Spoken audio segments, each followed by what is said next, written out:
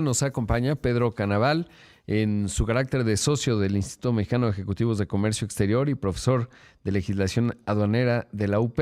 Además, pues fue un, digamos, funcionario muy destacado dentro del SAT. Querido Pedro, ¿cómo estás? Buenos días. ¿Qué tal, Rodrigo? Buenos días a ti y al auditorio. Qué buena mojada te metiste en el estadio, ¿eh?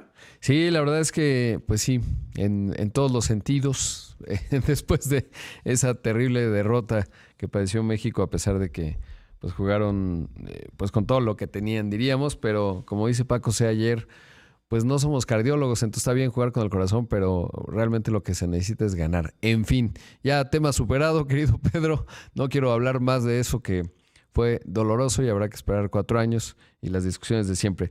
Pero en donde pues no hay que esperar 4 años, ya estamos en un entorno pues muy dinámico. Se dio esta decisión de Estados Unidos, previsible totalmente, de no renovar en automático el Tratado México, Estados Unidos y Canadá, irlo extendiendo con revisiones anuales durante los próximos 10 años.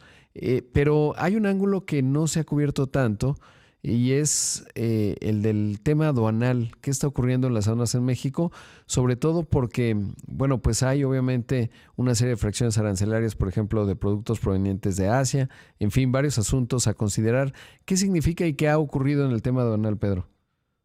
Fíjate que qué bueno que lo comentas, porque está sobrediagnosticado el tema de si ya no se anunció que Estados Unidos no lo quiere, que las revisiones anuales, bueno, muchos especialistas aquí contigo y a lo largo de todos los espacios con imagen han estado comentando al respecto, ¿no? De las revisiones anuales de 2036, de los 16 años, pero se nos está olvidando que en el capítulo 7 del TEMEC, que se llama Administración Aduanera y Facilitación del Comercio, pues está la caja de herramientas para poder evitar y contener que no solo se paguen o no se paguen aranceles, ese ya no es el debate, eso ya sabemos que existe, sino cómo es que se va a vigilar que se tengan ciertas reglas, como son tener aduanas más transparentes, más eficientes, más digitales, basadas en gestión de riesgo, con auditoría posterior al despacho, o sea, con auditoría de comercio exterior después,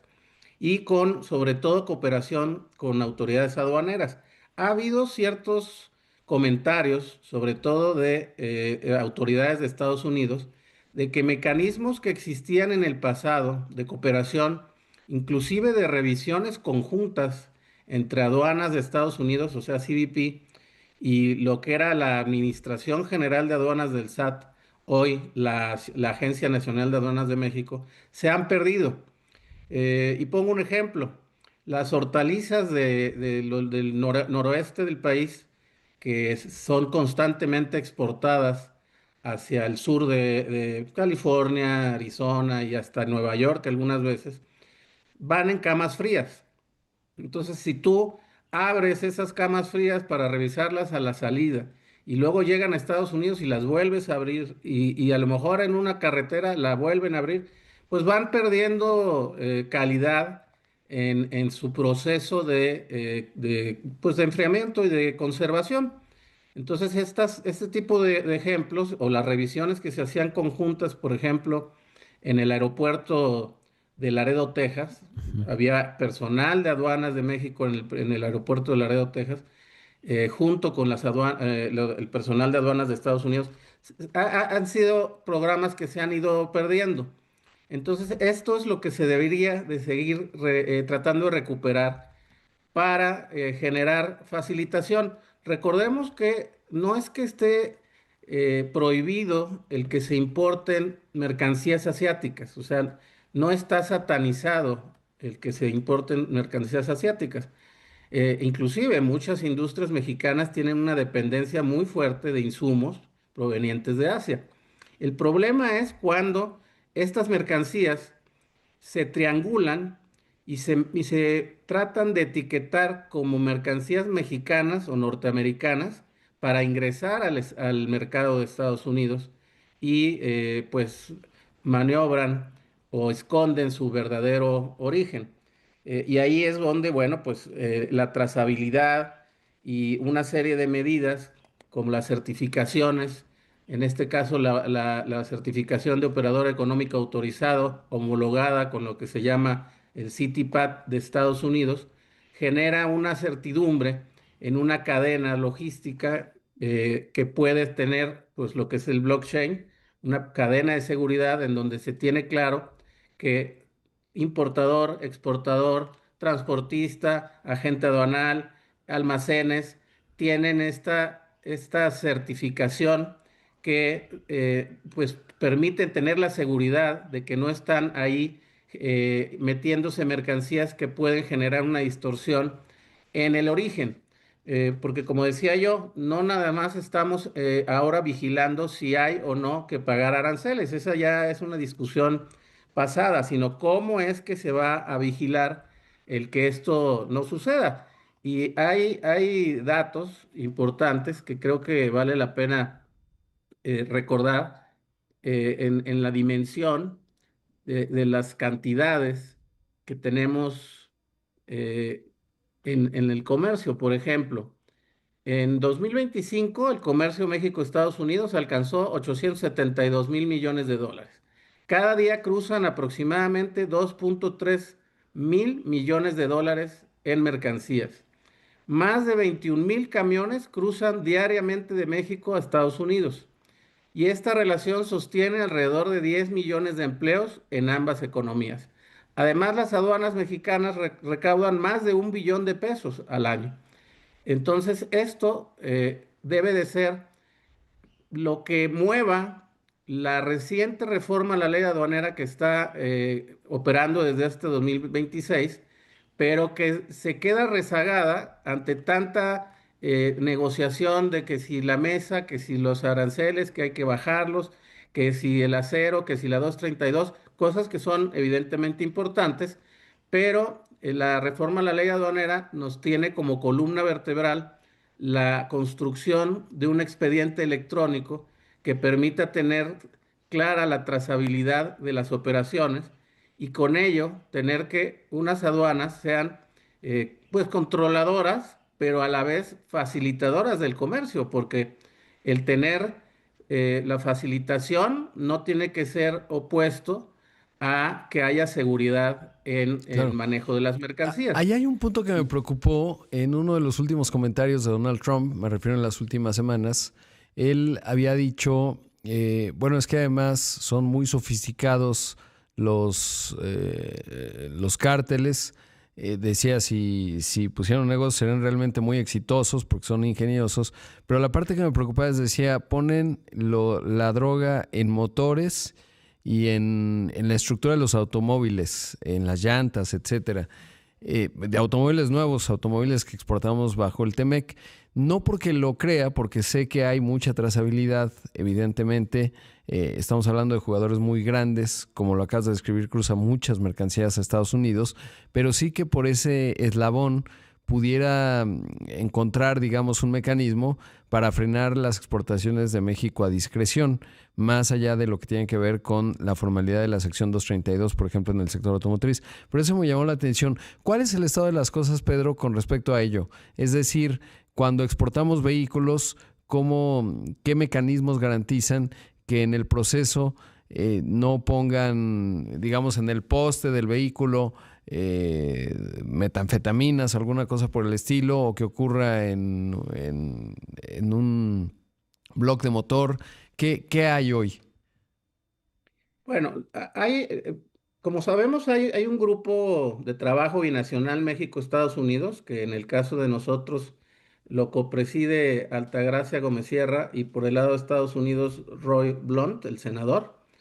Y ellos, bueno, pues han estado haciendo un análisis de todo este desarrollo de la facilitación, pero tradicionalmente, Rodrigo, lo que de los dos lados se utiliza son mecanismos de revisión no intrusiva, rayos X, rayos gamma, los binomios y una serie de mecanismos que te impiden que detengas la mercancía de manera permanente para bajarla, revisarla físicamente. Entonces, todos estos mecanismos ha habido una baja, sobre todo del lado mexicano, en la inversión de los equipos y por lo tanto, inclusive en esta era que hubo una incursión fuerte de las Fuerzas Armadas mexicanas en las aduanas, pues se intensificó la revisión física en vez de la revisión, eh, pues con mecanismos tecnológicos. Entonces, lo que se ha estado platicando es que se tienen que recuperar esta serie de medidas en donde te decía yo las revisiones binacionales, en donde haya un agente de aduanas de Estados Unidos junto con un agente de aduanas de México, Ok. haciendo la revisión conjunta para que en un solo despacho se pueda liberar la mercancía de manera ágil. Pedro, Entonces, la debemos, armonización. sí, vamos a hacer un corte porque no, si no va a ser automático. Regresamos y platicamos esto en términos de estos mecanismos, que alguna vez me tocó ir a la aduana de Nuevo Laredo y ver justamente el nivel de operación.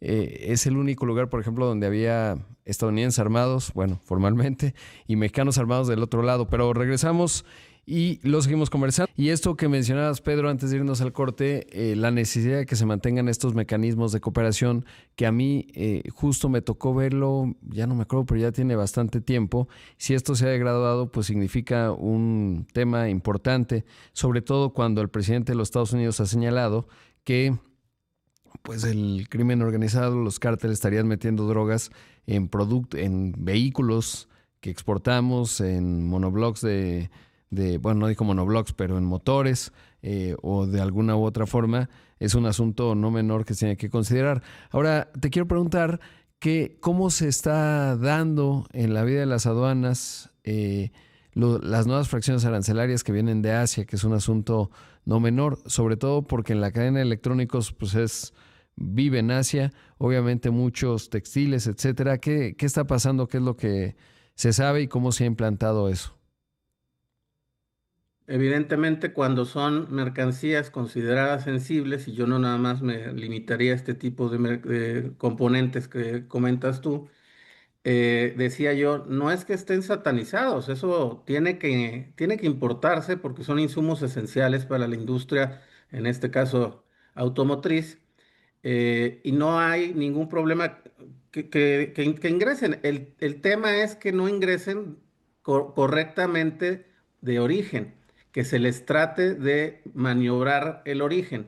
Y ahí te decía yo que el grupo este de trabajo binacional emitió un documento en donde lo llaman armonización del TEMEC, mejora de las aduanas para facilitar la competitividad entre Estados Unidos y México, con el que se debe impulsar la premisa de que la operación transfronteriza debe contar con un marco de seguridad compartido y facilitar el comercio.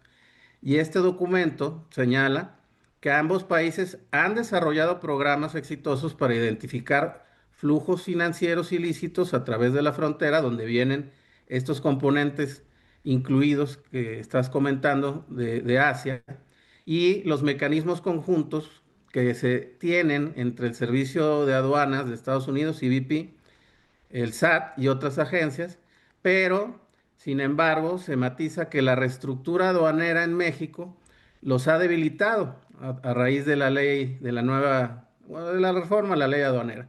Entonces se trata de programas tanto previos como posteriores al TEMEC que estaban funcionando. Y en el caso de de estos materiales, y yo agregaría otras cosas como el acero, el cobre y autopartes y todo lo relacionado con las industrias que son las fuertes en materia de manufactura en México, entonces se han debilitado estos mecanismos o se han interrumpido o suspendido como consecuencia de esta reestructura que le dio nacimiento en 2022 a la Agencia Nacional de Aduanas de México. Y bueno, pues entonces lo que hace que haya una pérdida innecesaria de capacidad operativa y que entonces genere que el transbordo ilegal y el desvío de las mercancías vía México para ocultar su verdadero origen. Nadie tiene duda de que un microcomponente pues tiene un origen asiático, probablemente Taiwán, pero debe de venir etiquetado como de Taiwán. si tú lo llegas, lo metes a México y lo reetiquetas como mexicano para incorporarlo a un vehículo y entonces con eso distorsionar el componente que debe de tener de porcentaje de norteamericano ese vehículo, bueno, pues entonces ahí estamos ya hablando de una triangulación que es lo que se combate. No se combate la importación de bienes asiáticos, se combate la triangulación y que sea simulación del origen de la mercancía. Entonces, estos mecanismos que te digo se han debilitado y en algunos casos se han perdido, es lo que se está tratando de observar y que se tenga que recuperar. Debe de haber más control documental, más cooperación o recuperar la cooperación con Estados Unidos y bueno, pues con eso facilitar y fortalecer que haya mejor comercio legítimo.